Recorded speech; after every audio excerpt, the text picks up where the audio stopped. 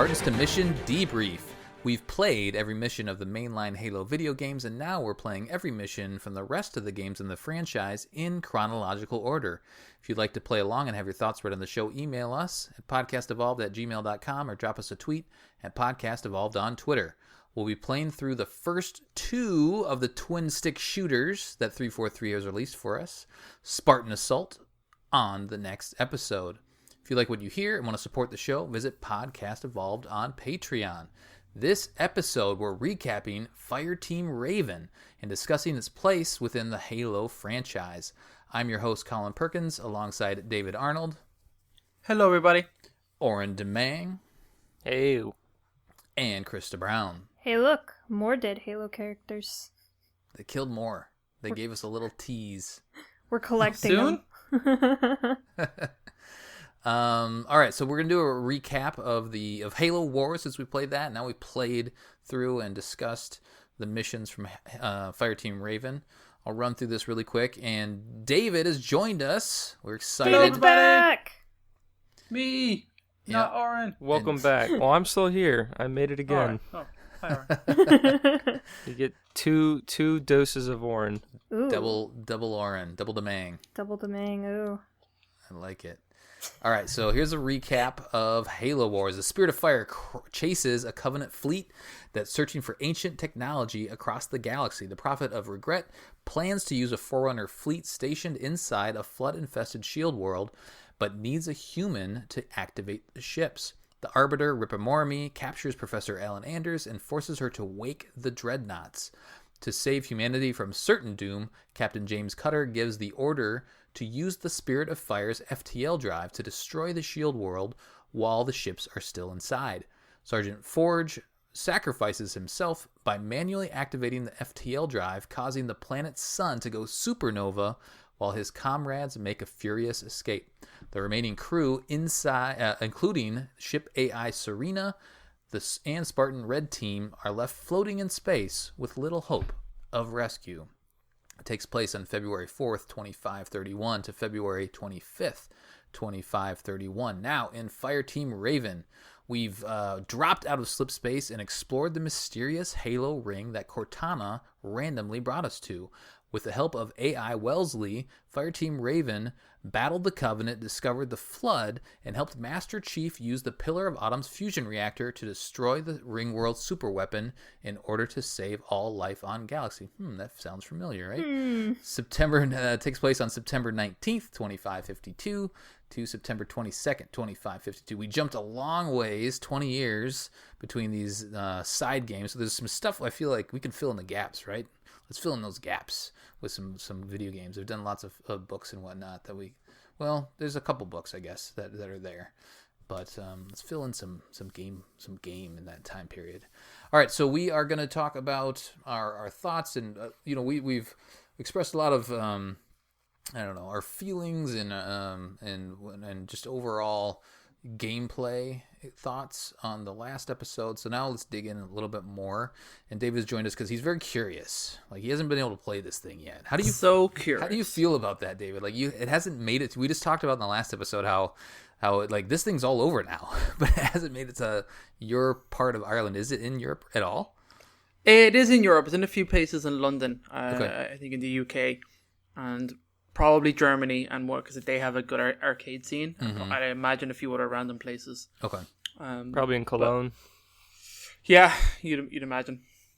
So you haven't done it. So how far away is the closest location from you right now? Do you have any clue? There's probably, I don't know the exact location, but like London is only less than an hour's flight away, which is not too bad. But like it is pretty much like inaccessible in the current world situation. Yes, there's that thing. So, right. So you missed your window. You have to wait now. Probably, yeah. I mean, it's unlikely to ever actually come to Ireland. Although I know they have smaller cabinets now. There's like a two-person cabinet, I think, isn't there? Yes. Mm-hmm. Yeah.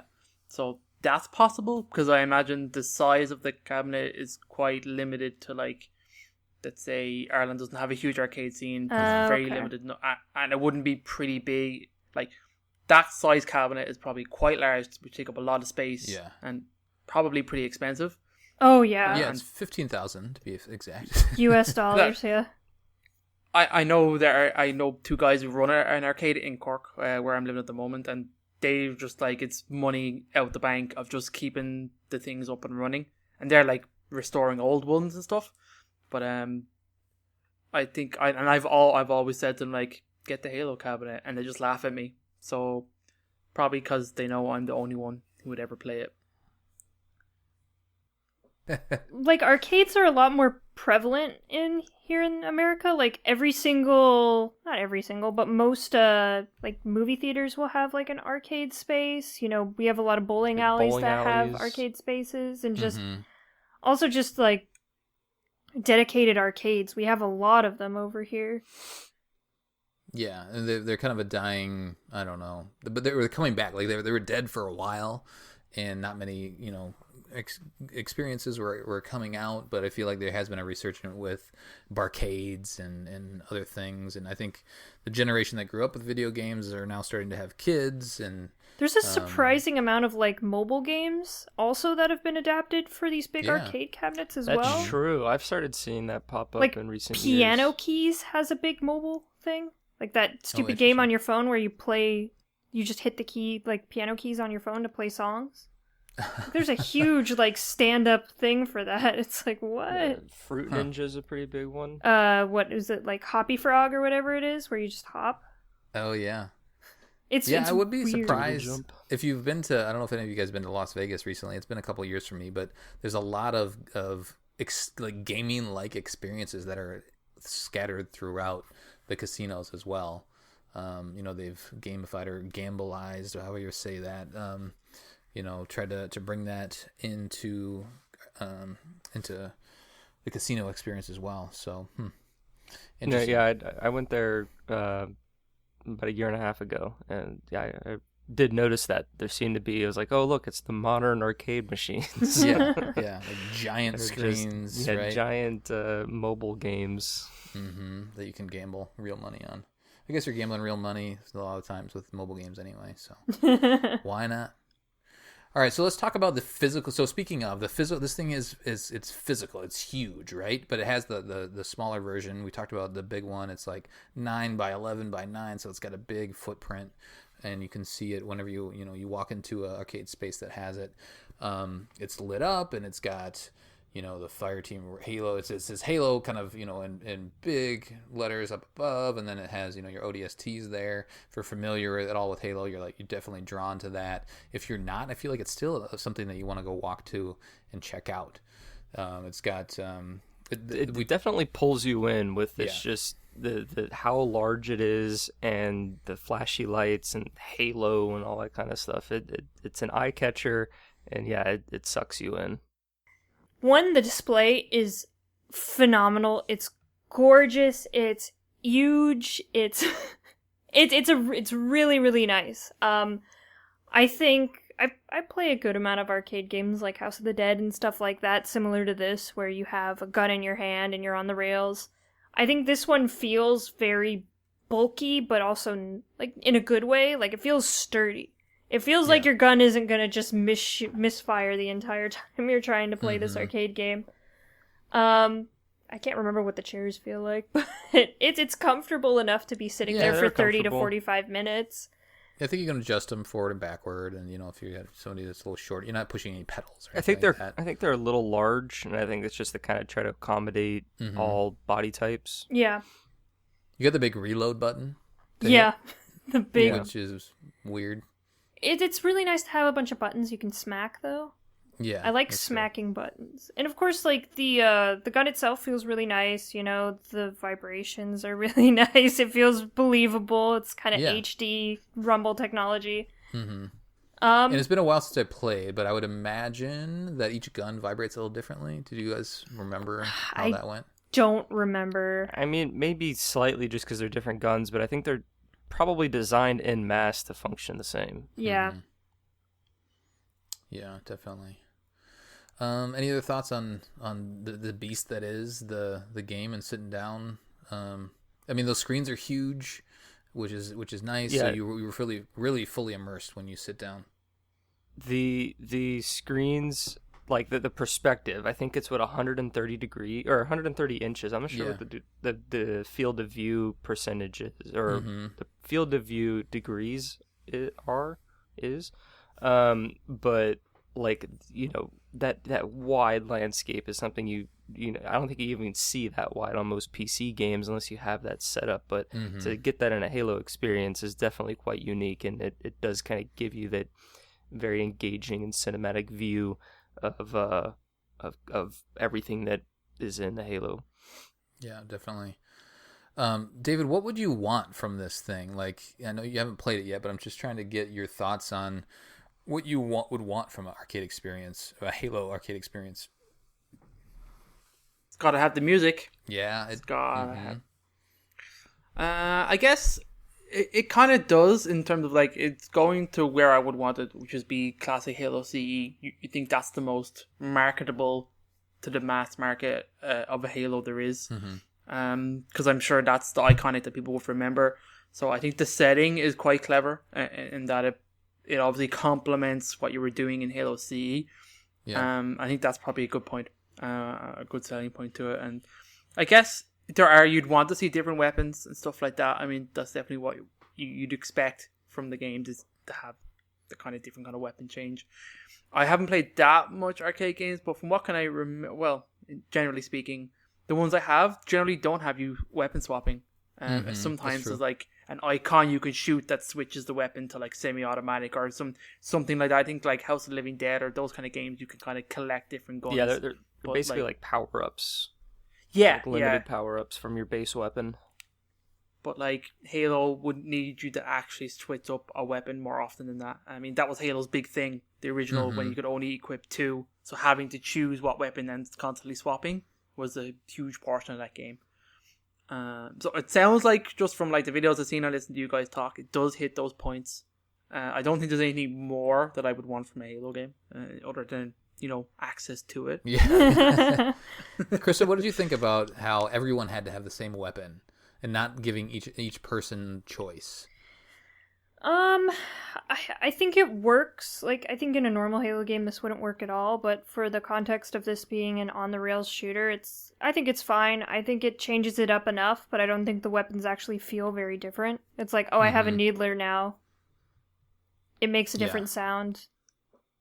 It's about it. It's gonna hurt the thing in front of me about the same as the other one, right? Yeah. Like, every weapon's pretty much the same. It's nice when you switch to, like, a rocket or something to deal with a vehicle.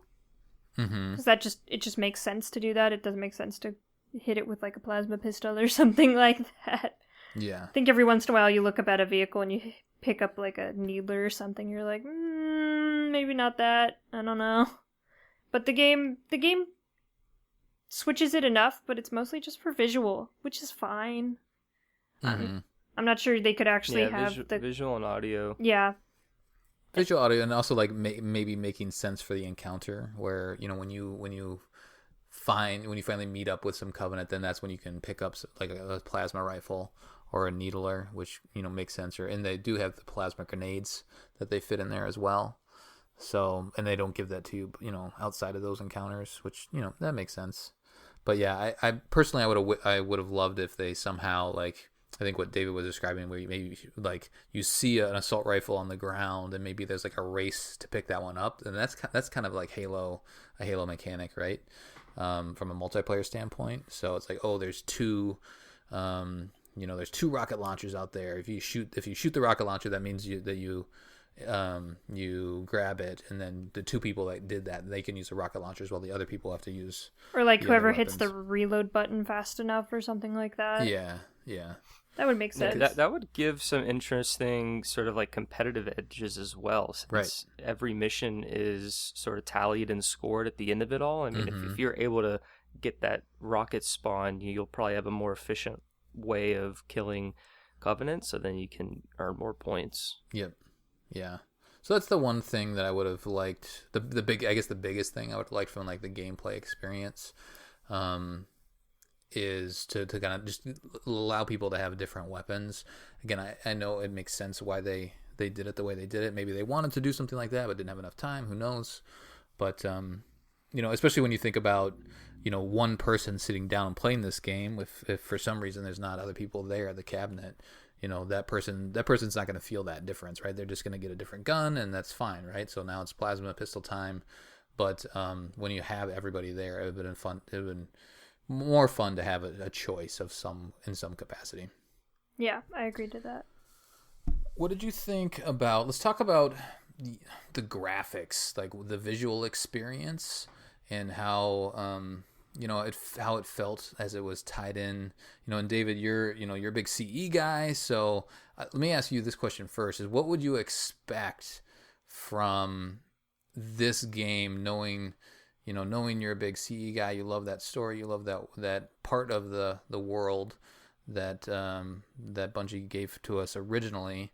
What would you want visually to make it through into the arcade game? I guess enemy types are going to be important. Like what you're actually shooting needs to be visually appealing. It needs to react. I mean, not just a bullet sponge, but I would expect some kind of, animations around being shot and taking damage and stuff. Probably less so from Flood, because, you wouldn't expect too much reaction from them. I guess there's a lot of, visually what I like to see, I mean, if it's CE, you're going to want to see the ring, you want to see big vistas. I mean, Halo's is a thing for skyboxes, do you know what I mean? You'd expect the environment you're fighting in to be big and expansive, for the missions that do that. It looks like there are some indoor missions in this. There's some Halo, for other installations kind of stuff as well. You'd expect there to be, I know that it starts in like one of the engine rooms and stuff like that, so you'd expect like a smaller kind of corridor. I mean, it is kind of a corridor shooter, Halo is, with their slightly bigger maps spaced throughout. But it's supposed to be a good looking game. From what I heard, people always say really good things about it. And the videos always look good, in terms of, I don't have big expectations of arcade games to blow me away visually, but I know that historically they used to be. I know because they're custom built to run this one thing, so you'd expect them to be like engineered within the inch of their life to run it the best. Yeah, I would love for. I mean, you can go out, and we've talked about how we watched a playthrough on YouTube. Someone just filmed it on their phone or whatever. I would love for 343 to release just okay, here's the gameplay for those that can't experience or haven't experienced. Here's a video that shows the entire thing like in HD somehow, however they do that, just so you have that I don't know, just a better fidelity out there. I mean, like, even with people recording it on their phones and stuff, it still looks good, and I think that's true. I think it kind of, it, for them not releasing anything like that, it encourages the community to share it with each other. And I think that's a big part of the Halo community is like, hey, I know you can't play this, but hey, check out my video, check out this, true. I did a synopsis. Like, you can still experience this, but with the community. And I think them not stepping in and doing that gives more power to the community to be able to talk to other community members. And they don't shut it down either, which is good. Yeah. So talk about Oran, like the design of the enemies. Was that in line with what you expected, or was it were some of the encounters or some of the enemies a little off to you? Some of did all the vehicles look correct? Any thoughts on that stand front?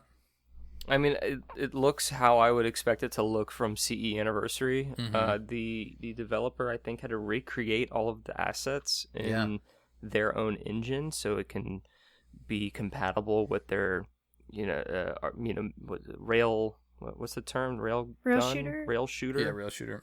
Rail shooter, right? Sort of mechanics and all that kind of stuff. So, I think in that how-to video, he literally had the CE Anniversary asset and just recreated it as best as those developers could. And I mean, I think it's a pretty faithful recreation. The flood forms, I think, may even look a little beter in this game in terms of fidelity compared to CE Anniversary. They look a little bit more meatier, and just they're more like the Halo 3 flood, I think. Yeah. So they feel like. Yeah, I could see that. Yeah. Basically Halo 3 with 4K improved graphics, I suppose. But yeah, no, everything really looked as best as I would expect, if not better. And especially the environments. Yeah, like I said on the previous episode, that Mission Alpha base just looks so good. And it really is visually stunning to kind of just witness and look at and see rendered. And there's moments throughout that we talked on the last episode where, it says, okay, you need to look at everybody's looking at this now, right? The pelicans crashing or the scarabs stomping on the warthog. There are those big moments that all feel good. And from just an arcade experience standpoint, I think they did a really good job. From a lore standpoint, there wasn't anything that really stood out to me. I mean, Master Chief, he looked like CE Master Chief. He actually didn't look that great, I guess. The rest of the enemies looked better than him in my mind. Maybe that was done on purpose, but maybe that was just the that Mark V armor just is kind of blah on from it's the very design very chunky, yeah, very blocky, yeah. So maybe they didn't try to overdo it in terms of modernizing the look of his armor, because they've already been through those community conversations before, and they had to make it as true to CE as possible. The other thing that was interesting, David, is that we felt like the sounds were good, and I know you mentioned that was interesting and important to you. Is like the assault. It was like the old assault rifle sound, and something I didn't mention was that in between music, but in between each missions, that actually they pulled that from Spartan Assault, which we're gonna play next. Oh, really? It's kind of, yeah. So once you fire that up, you'll recognize where that comes from. So yeah. Any points on sound you want to talk about, Krysta? I think the sound design is really faithful to the Halo CE sounds, maybe even a little better than the Halo CE sounds. CE Anniversary. Did you catch any warts? Were there any in there? I didn't catch any warts, but I was watching a video for most of this because I haven't had the chance to sit down and play the game in full. Yeah. So next time I play the game in full, I will make sure to listen very carefully for warts. Please do. It's pretty good. It's pretty good overall. I mean, and it has to be, right? Because this is like an engaging co-op experience, and then it's a loud environment to begin with, so they need to make sure that those sounds that you're used to hearing from Halo sound as crisp and clear as possible. Now let's talk about the co-op experience. Let's talk about, so Oran, why don't you take through when you went and played this game? What was who'd you go play with? Like, how'd it go down? So we were in Orlando visiting some friends, and literally as we were leaving, I saw Dave Buster's, and I was like, Margot, I know we're trying to find a place for lunch, but we need to go to Dave & Buster's because we don't have one in Savannah, and I need to play this Halo game because I don't know when the next time we're going to go to Atlanta or go to Jacksonville or what have you. So we're having lunch at Dave & Buster's, and I have to play this Halo game. Which she was thrilled with, right? I just have to. And so she was like, okay. So we went, unfortunately, because it literally was the spontaneous moment. Like, I didn't go with any like friends or anything. And Margot kind of just wanted me to just do my thing, so to speak. She didn't want to play. So she went. I think there was some football game on or something. So she was watching that and ordered some wings, and so I was playing, and I initially started off by myself. I think someone hopped in and played like one mission or like one or two card swipes until they kind of died out. But I mean, it's as easy as just dropping in and dropping out. So that was pretty cool. And I was kind of just in my own little bubble. Oh, so you played it kind of more or less solo? Mostly I played solo. Wow. So was it difficult? Was it a 4-man machine or was it a 2-man machine? It was a 4-man machine. And so I don't know if the difficulty was any harder because, essentially every half screen is like your own lane of enemies. And so as long as I killed my lane of enemies, the other enemies didn't really attack me, if I'm remembering this all correctly. So you didn't have to go and kill the other side? I think I had to. Okay. But I think it knows and scales with who's actually playing and who's not. Gotcha.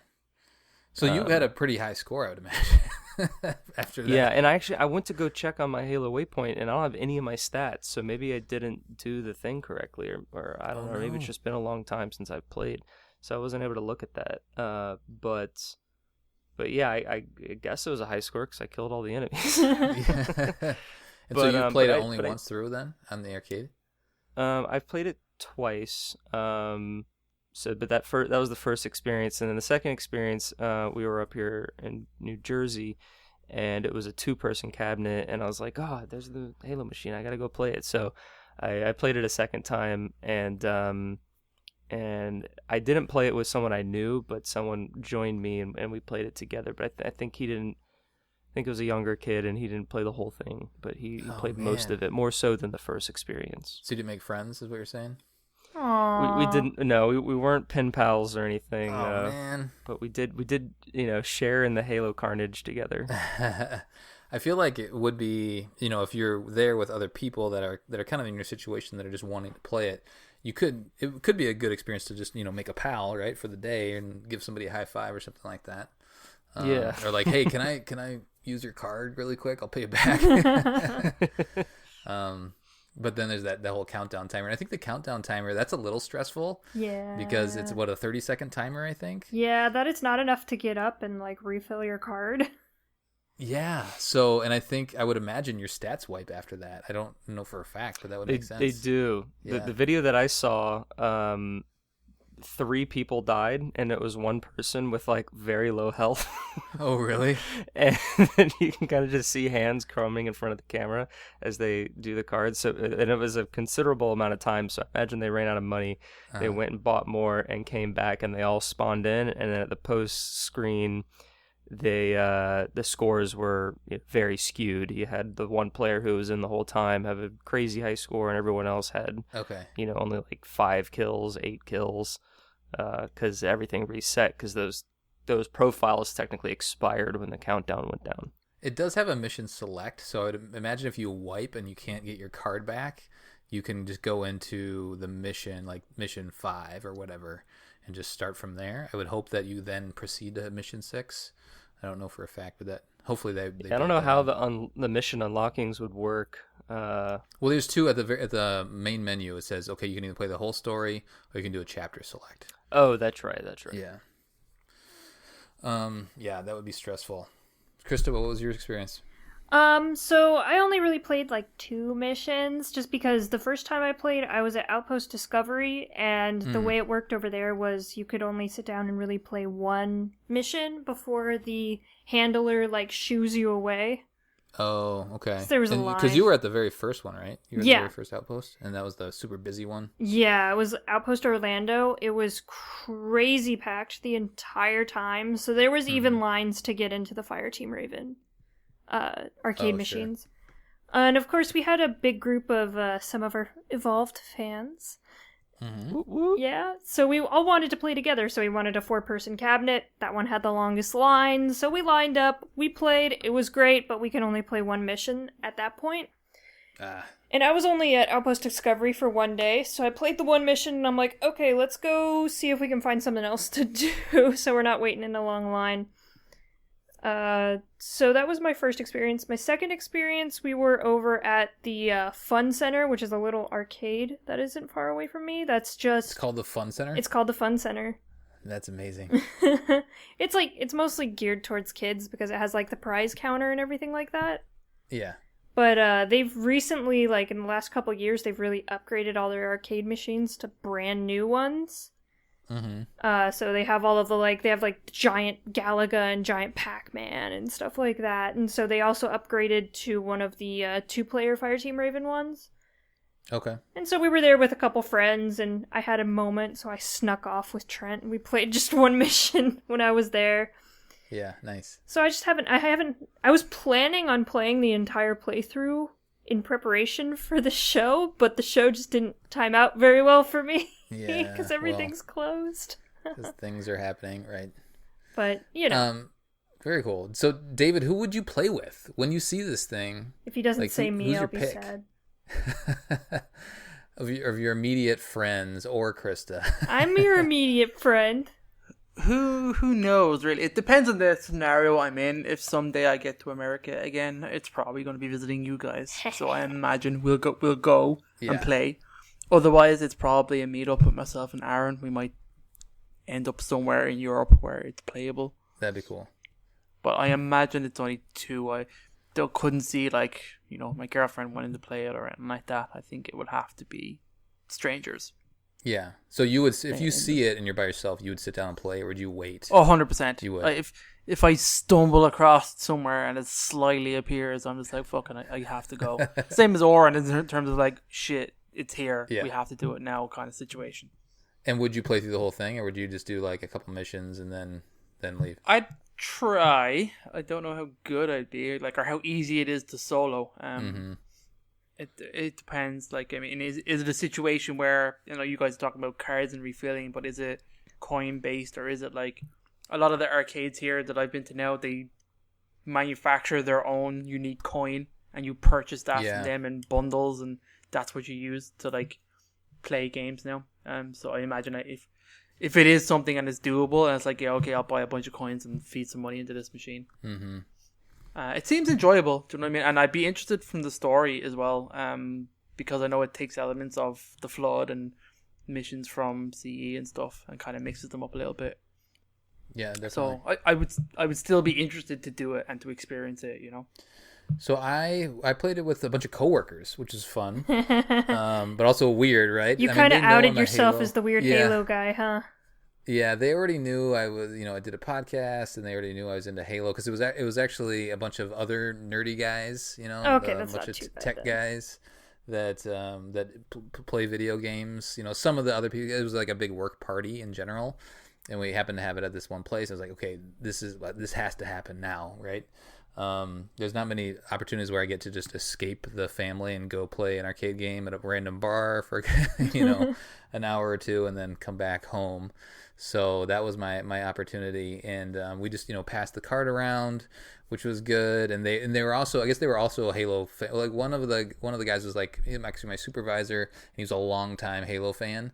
So he was excited to play it, and then a couple other guys were into it as well. So yeah, we had a lot of fun and just went through it, passed the card around. I think I had a card and a couple other guys had cards, and we just, you know, we were all dedicated to finishing it. There might have been one person that had to drop out because they just had to go home after happy hour or something like that. But yeah, we made it through the entire thing at a local, you know, local barcade that we have. I spotted it originally. I'd gone into the place because it had just opened. It's called the St. Paul Tap, and it had just opened, and I just wanted to go in and see what was in there, and I saw that it had Fireteam Raven. I was like, oh yes, right in my neighborhood. It's like just a couple miles away, so I was like, okay, I know I have this thing coming to me, and I didn't want to play it just randomly at, you know, on my way home from work or something like that. I knew that because it was nearby, I would go back there and play it with some friends. So yeah, I had a really, really good experience. And a lot of my, when I was doing it, because I was with my friends, I was like going cross screen, because it was, you know, we got to the point later in the campaign where it was the competition for the high score. And you know how we talked about in the last episode, you know, one person was always the winner and deemed the winner based on their score, and they give a little high five or a dance at the end of the mission. I would love to see that dance. Well, they raise their arm. That's all they do.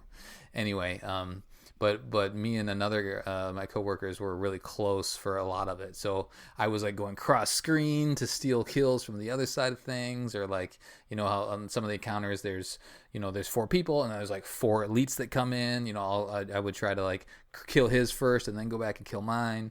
So that was a lot of fun. The competition aspect was good. The game, I think I mentioned in the last episode, the game does drag on a bit too, especially when you're in that setting for me, because I wanted to go out and like talk to people and have a happy hour experience. You know, it takes a while. It's a good half hour plus to get through the thing. So towards the end, I was like, okay, I'm ready for this to be over, even though I'm having fun. I need to go mingle. I don't want to be the weird guy who just sat and played arcade games during the company meeting. Exactly. Yep. But if I went there with outside of work friends, just another Halo buddy, I wouldn't have had problem just pumping that thing full of money and playing through it. Give 343 all our monies. Right, exactly. The second experience, I did see it at Outpost Discovery. Actually, no, I've had... Let's see, was it just the two? There was actually 3 experiences. So Outpost Discovery, I saw it there. I sat down and played with it. It was, like Chris said, it's free. So no big deal, just popping in and giving it a try for a second. I didn't play the full game, but I did sit down, and I think we did have access. Podcast Evolve had access to the VIP room, so I sat down and played that for a little bit, and then it was just there. I was there for 2 days, so I popped in a couple times. Didn't play through the whole thing, but it was fun to see that. And then while I was still in Chicago, I was out with friends, and there was a Dave & Buster's, and it was there as well. And a buddy of mine just played through a couple missions of it, not to the end, but there were some other people there. So it was fun just to kind of see other people enjoying Halo, right? Because we're all Halo fans, and we want more people to be Halo fans. So it's fun to see other people enjoying it. Yeah, exactly. It's like cheering them on, and not trying to be too big of a lore nerd, like, oh, that thing's called a Wraith or whatever, You must suppress. We can't bring too much attention to ourselves. Exactly. So overall, it's out there. It's fun to see. I'm gonna definitely play it again. I have a couple of friends that I know will enjoy it, so we'll get out there and play it at some point. But not right now. I think overall good experience. Yeah, not right now, but overall a really good co-op experience. Highly recommended. So David, when you see it, play it. It'll be good. I will. Any other standouts? So David will probably be interested in the story stuff that we talked about. There's not a lot, but just before we cover off on that, any other interesting gameplay moments that maybe we didn't talk about in the last mission or last episode, or just overall highlights, or anything you want to just bring attention to from the gameplay perspective? I mean, gameplay wise, I really enjoyed when we were on the warthogs and the vehicles. I think I mentioned this on last episode, just because it's just a little bit more fluid. It's just more intense. Like even when you're flying in the Falcon, just the way the camera sweeps across the landscapes. We already talked about how great the visuals are, but to just kind of see the waves of elites and the waves of Covenant and the waves of the Flood coming in, and just mowing them down is just very gratifying, and kind of seeing all these great environments. I think that's definitely a highlight in terms of the gameplay, and then the only other thing I'd say is just the overall representation of Alpha Base. Kind of finally seeing that visually represented, since we've just read about it in the book. So to kind of see that side of it, and to go to it. Those would be my 2 kind of highlights. Krysta, what do you want to talk about? I agree with Oran. Literally, like, any callback to Halo the Flood was really quite a treat, because it feels kind of special, because we read the book and we are really into it. It's like, ooh, I know this. Not a lot of people are going to recognize this as part of, an actual canon thing that happened in one of the books. So I think any chance 343 has to really highlight, some of the book scenes and some of the stuff we really don't get visual representations of is really, really special. Yeah, it's cool to see the other vehicles, and again, that was part of the co-op experience. Like, actually, Falcons aren't in Halo C, even though they could be, right? When you're playing with other friends, just trying to hold back that, like, oh, that's a new thing that we can't do. Don't look at me. Right, exactly. So seeing the other elements of Halo incorporated into the story was one of the cooler things for me. And then seeing the scarab at the end is really cool too. Seeing the Pillar of Autumn multiple times, and then being on the Halo itself. And that's one of the better parts of the Halo experience, is when you're actually on the thing and you see the thing in the background. It's like, whoa, I'm on the thing. That's awesome. So they did a really good job making you feel like you're on the Halo. David, anything? Have you seen the play? Have you watched a playthrough? Or are you saving yourself?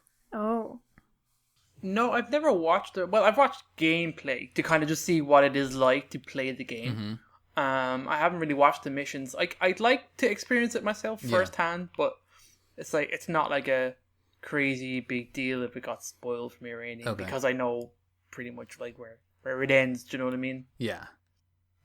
All I was really going to ask is like, does this game do a good job of getting the story across to you, and like how does it tell it? Essentially, do you feel for these characters? Are they good characters? Are they fleshed out in any way? Yeah, I don't know. It's interesting. I talked to a buddy of mine that's into Halo, and I was asking. We were talking about like our favorite characters, and he said that Ethan Graves is one of his favorite Halo characters. I was like, what? How? Because he has some lines, but he's not. There's not a whole lot of depth there. So they give you enough story, like visually, they tell a story mainly visually, and then they have a couple little tiny cutscenes where the ship AI Wellesley, and that's interesting because you just read The Flood, right? So Wellesley is in it, and Silva is in it, no Melissa McKay, but they tell you enough, but I don't know if it would really... I feel like they tell you enough to set the story up. Yeah. Like, I feel like they do a really good job of like, oh snap, something's hitting us, the Covenant are attacking, we gotta like launch an attack, we gotta defend, we gotta escape, we gotta do all that kind of stuff. But then once the Flood comes in, the quote unquote story doesn't really hold, I think, unless you know it. If you have no idea what's going on, you're like, okay, who's this enemy? Okay, they're dangerous. I'll kill them. And then the game is then it just turns to, okay, we need to blow up the ring, or we're gonna die, and the ODSTs kind of just accept it, and so that I feel like is kind of where it kind of falls apart in terms of storytelling. That said, though, but it just omits that depth. Right? Yeah, exactly. Exactly. They just show up. If you know the story, they do say enough to integrate you into it. Yeah, there's the zombies. Oh, we don't know why the zombies are here, but they're here. Whereas you also don't understand like the overall threat of like what's really at stake. Like, what do these zombies, represent? What kind of risk do they have? What is actually the Halo? How is that threatening us? You never get a full scale of like how much all of this matters, and that you have to blow up the Halo or else everyone's going to die. Yeah. It would have been cool if so I got a couple comments. It would have been cool if they did some background in a separate media somehow. Either, a comic. I feel like maybe a comic would be cool to do a Fireteam Raven. Here's what Fireteam Raven did before this game. So we get a little bit of a backstory on the four characters. So I feel like there is some opportunity there. What they did in Reach, maybe what they did before that. That could be cool. And then, Krysta, you know what I just thought of? There's no Guilty Spark. There is no Guilty Spark, but Guilty Spark did interact with a couple people before he kind of grasped onto Master Chief. But he wasn't really mentioned by anyone else in, like, the Flood or anything like that. Like, the whole of the UNSC wasn't... No. The whole of the UNSC wasn't really aware of Guilty Spark. He teleports around, and he even teleports to the Autumn at the end of the game, so that would make sense why he's kind of omitted. And I think, we're defending Alpha Base when Chief is in the library with... like Chief's like assault in the control room, Guilty Spark, and the library. All of that happens around the same time as defending Alpha Base. So I think his omittance is more omission. Yeah, his omission is more explained than say McKay's. It would have been rad though. I'd have been super excited if he just like randomly popped up in like on the screen each mission and just like looked around and then went away. Like how rad would that be? Oh dear. Yeah, exactly. Because he knows everything that's going on, right? He's the monitor. That would have been cool. Anything else that you guys would have liked to see from the CE story incorporated into this? You're only going to get 6 missions, and that's fine because you're not going to get a ton of you're going to get a half-hour experience, 45-minute experience from an arcade game anyway. Is there anything that they should have added into this, Krysta? You think that would have made sense or maybe been more fun? I think McKay would have been a wonderful cameo in this game. Mm-hmm. I think it would probably not be, as recognizable as some of the other cameos in this, but I think that would have been really, really nice. We all know that the Arbiter was involved in Installation 04. Yeah. In some way, like maybe a small, but it'd be interesting if maybe a name drop of Theo Vadam or something like that would have been kind of fun. Or he's like the Darth Vader character that kind of like just walks by at some point and you don't encounter him, but you at least see him. Yeah, and he wouldn't be in his regular like armor or anything, so they would have to find some way to... just a name tag. Yeah, just name tag. I'm Theo Vadam. Hi. I'm walking away now. But that would have been interesting. What else could we have seen? I don't know. It's... Oran, anything come to mind? Well, my number one pick would be to add McKay into maybe the opening cinematic just to see her, and then have a few like even just lines, even if we don't see her in these battles that she was in, to where like maybe she was helping out in conjunction to Wellesley in terms of giving your orders. I feel like that could have been implemented without too much more resources. Outside of that, though, if I had to pick something, I would probably want to add like another line or two to the opening cinematic of the last mission, just to kind of give a little bit more context to why we need to blow up the ring. Because I think Wellesley says we need to help Chief detonate the fusion reactors to blow up the ring. And that's like if they said something along the lines of, it's the only way to kill this threat before it kills the galaxy or something, something like that. It could just be one sentence that's crafted well, just to give it just a little bit more context. I think would kind of give us more like idea of what we've just been through for the past two missions that have been just crazy, and then now it gives us a better understanding of what we're about to do, instead of just like, all right, this is it, guys, we got to blow it up. Yeah, that's a really good point. Like, we can't, not only the Covenant, the aliens can't have this thing, and the Flood are going to take it. So how do you figure out how to, in one or two sentences, portray that threat? I feel like there could be a magical one sentence just to give it a little bit more, and who knows, if they gave us that sentence, I may be asking for one more. Right. But I do think that they that would be something that I would want to implement outside of adding McKay into the game. Yeah.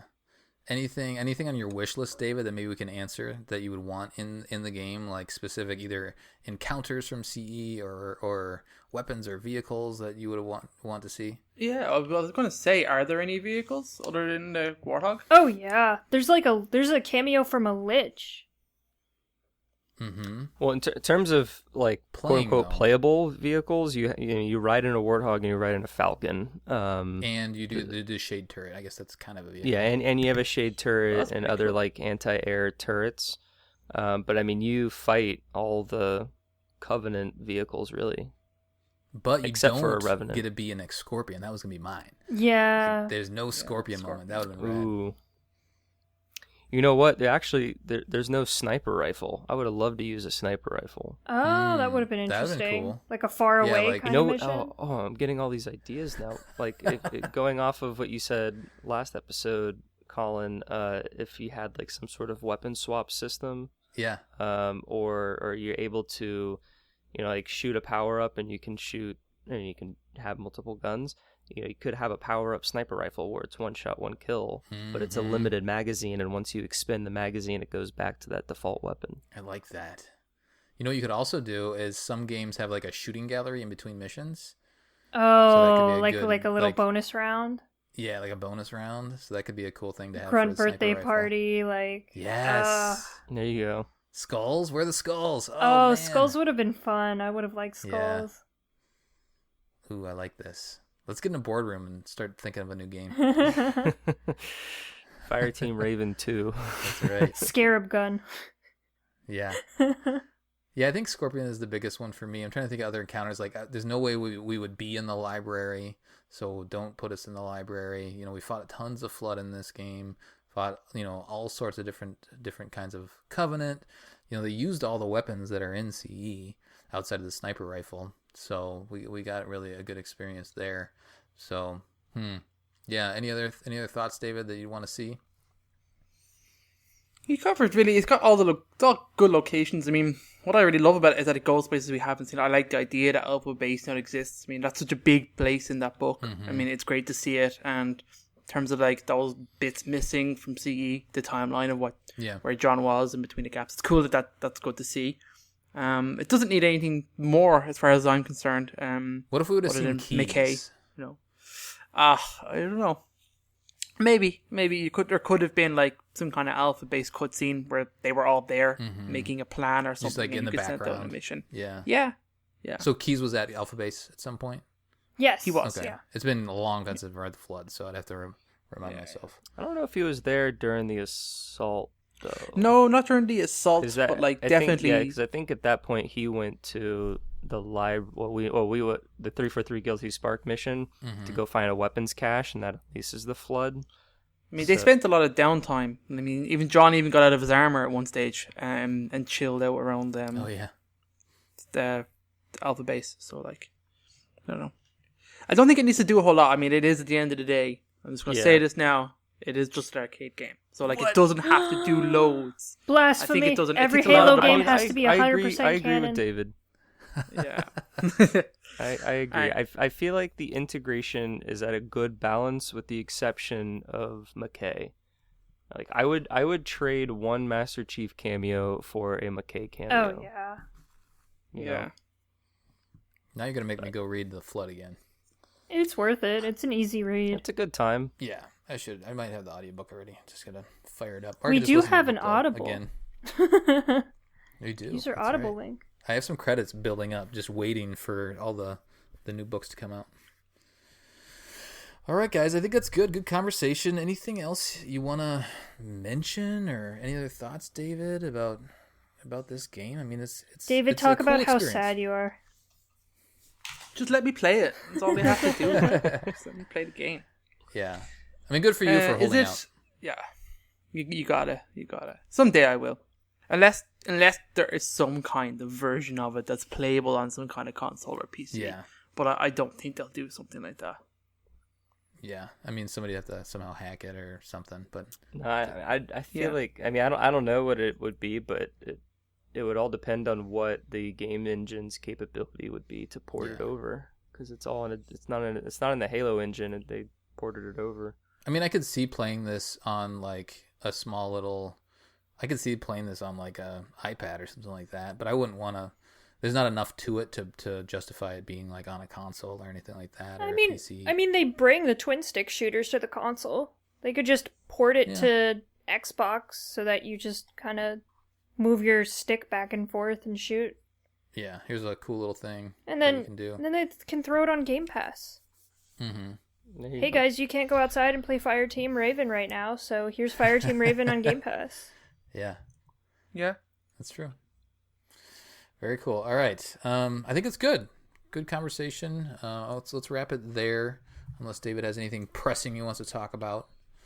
No, that's all I got. Okay, sounds good. So we'll do community question in a second. I just want to I guess remind everyone we are going to be playing. So the next thing we're going to be playing is Spartan Assault, and that thing is available. So that's before Halo 4, and it follows a lot of what Sarah Palmer does. The Battle of, what is it called? Oran 5? Oh, I took it away. Yeah. That sounds about right. Yeah, I have Dratheus 5. I don't know where There's a whole battle that happens there. And I don't even know if that's outlined in any of the books. It might just be... I don't think so. I think it's exclusively talked about in this game. But you also follow another ODS, or is she a Spartan at this point, or is she an ODST? She's a Spartan at this point. She's a Spartan. Yeah. So there's another Spartan that accompanies her that you kind of trade off. So it's like her story and his story. Okay. On Dratheus 5. Yeah. So we are going to be playing through that. We're still sorting out the best way to break it up. We're not going to do a full like each mission play through each episode. It's a smaller game. There's a lot in there, but it's just a different experience. So we're gonna probably cover it in just a couple episodes. So play that. and it's on Xbox One. It should be Game on Pass. PC as well. It's on Game Pass. It's on there's an iPad version. It's on mobile, PC, Xbox One, and 360. Mm-hmm. Yep. So lots of ways to get that and play through that. In terms of like what's kind of happening in the story between now, in terms of I guess now in that game. So there's the First Strike book that you could check out that we just did a book club on. So have a look at that. Ghost of Onyx, the Halo 5 trilogy happens after Halo 3 and kind of up until this time frame. There is a couple more. We have Last Light, Shadow of Intent is kind of in that time frame. Retribution. There's a lot actually. So they're really filling in that gap between Halo 3 and Halo 4 with all these books. I said Retribution, Hunters in the Dark, New Blood mentions some stuff that happens in there too. So lots of lore and there is a lot of story. There's a lot of interesting points like from a Halo universe standpoint in Spartan Assault. So if you want to dive into that time frame, there's lots of resources to do that. You could also watch Halo Nightfall. I don't have the date on me. But do I have to? Halo Nightfall is in there somewhere. It may happen way after this, but Jameson Locke was a Oni agent before he was a Spartan, and that talks a little bit about that time frame. So very cool. Well, let's do community questions, and we'll get out of here. David, since you're back, you get Facebook. I am back. Okay. Facebook question this week is Colin Perkins, admin, May 1st at 6:47 p.m. Pitch your idea for the next Halo arcade experience. Question for the Mission Debrief Halo Fireteam Raven recap episode. Picture of a crazy ass arcade. Some crazy ass Nintendo Marios everywhere. What's that called? Anyway, Thomas says one of the 4D horror boots, which is escaping the city that the Halo 3 mission, the Storm, is set in. That's pretty cool. Although Lucas chimed in, if they're doing a horror, it has to be Mona Lisa. That's a great choice if it is horror. Mona Lisa would be cool. Randy says a flight simulator of some sort would be awesome. Maybe like a first-person Pelican cockpit experience. Just crashing. You have to take out the Banshees and crash. Yeah, it serves. That would be pretty cool. A Halo-themed skee ball machine where every time you hit the center hole, the grunt birthday party sound effect. Oh my god. That's pretty cool. Mitch says that. And shoots confetti. That's pretty good. Manny says a Yu-Gi-Oh! Hologram type game. Watch the elite grunt Stalt go up against a brute. Okay. Chris says just another light gun title. Ryan says Halo Pinball. Storm, a Halo fighting style game like Street Fighter. Trent says Slip Space Cave Simulator. All right. What else do we got? What do we got on Discord? All right. Same question on the Discord. Dizzy Bumper says VR chat Halo animations, except they're playable. Yeah. Axif says the Halo story on Halo Legends where Blue Team boards a Covenant cruiser, or any story that involves intense fighting for that matter.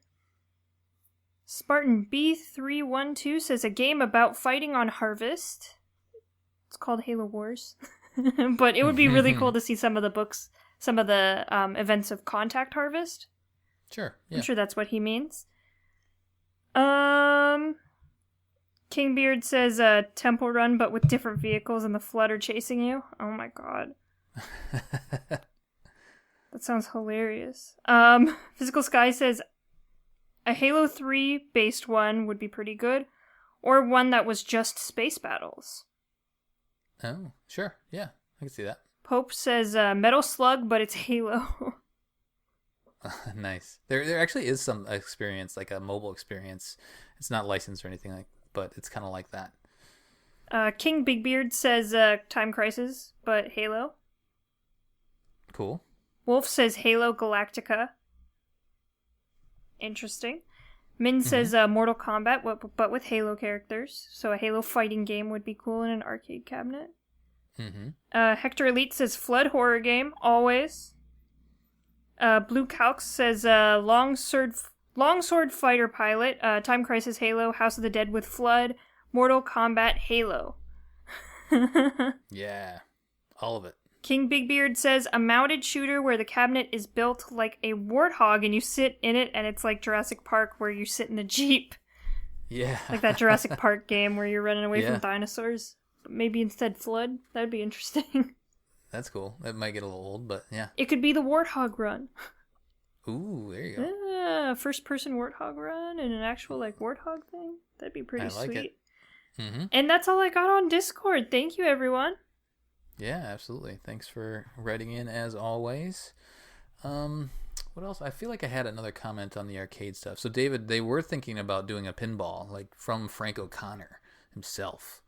He was saying, Ooh. like pinball is like in the back of their minds. So maybe that will happen. Well, I think they said the conversation of doing a cabinet begun with them talking about possibly doing a pinball machine. And I guess through the development, they decided, well, what if it was this instead of this and whatnot. That video, the making of, if anyone hasn't seen that and it's listening, I definitely recommend go check it out because it's about 10 minutes and just gives you the insight of kind of making it, how to design it from those other kind of gaming companies. Forget their names. Rock Thrills and Play Mechanics. Yeah. Oh yeah, Mechan X. Yeah, right. And also give some other reactions from 343 employees kind of talking about it and themselves playing it. So it's a really good video. Yeah. Yeah, I would say like somebody mentioned Galaga. That'd be fun, like an old 8-bit, starship shooter would be kind of fun. Just skin anything with Halo and we'll play it. Pretty much, yeah. Skin. Halo, Assassin's Creed, come on. Oh my god. All sorts of ideas. But that's not our What are you game. doing? What are you doing Don't with me, Colin? tell- What are you trying to do? Trying to break me, Colin? Don't- Is that what you're trying to do right now? Yeah, don't say those kind of things in front of David. We don't talk about Assassin's Creed in front of David. That's right. Okay, we'll cut it there. That'll do it for our recap of Fireteam Raven. On the next episode will be our twin-stick shooter Spartan Assault. Send us your thoughts at podcastevolved@gmail.com or drop us a tweet at podcastevolved on Twitter. You can also support the show by visiting Podcast Evolved on Patreon and go check out that Audible link. Oran, what is that one more time? It is audibletrial.com/podcastevolved. Fantastic. Until next time, evolved. Evolved. Evolved. Evolved.